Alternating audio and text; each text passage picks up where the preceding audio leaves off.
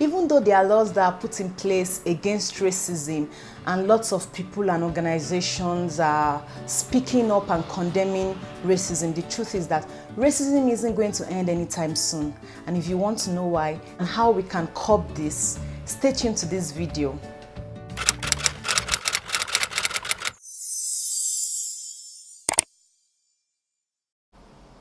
Hello everyone, good day, welcome back to my channel.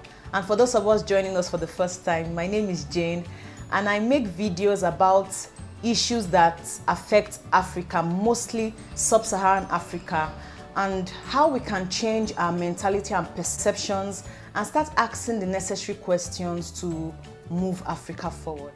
So today's video, I'll be talking about racism and why I think it's not going to end anytime soon and what can be done to curb it.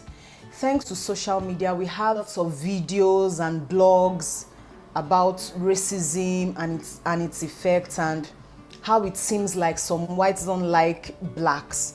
But in my own opinion, I believe and I think you would agree with me as we go through this video that it is not necessarily the content or the degree of melanin we have in our skin.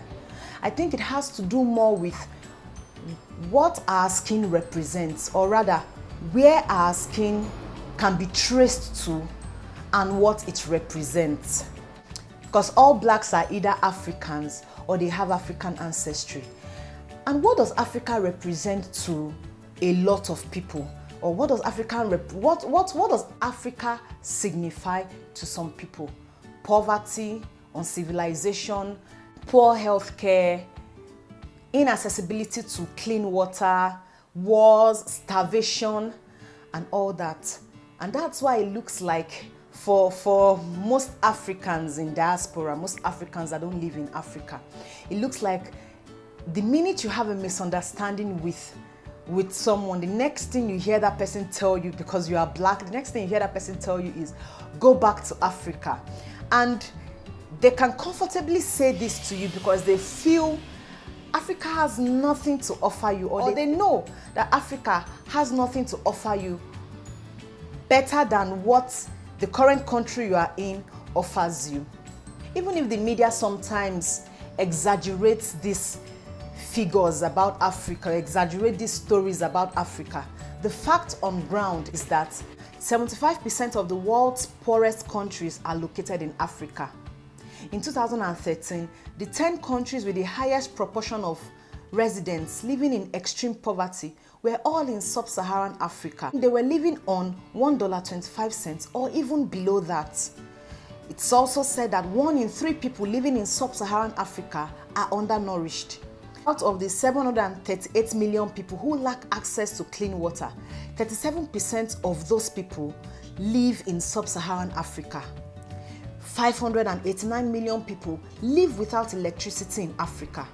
Fewer than 20% of African women have access to education. Women in sub-Saharan Africa are 230 times more likely to die during childbirth.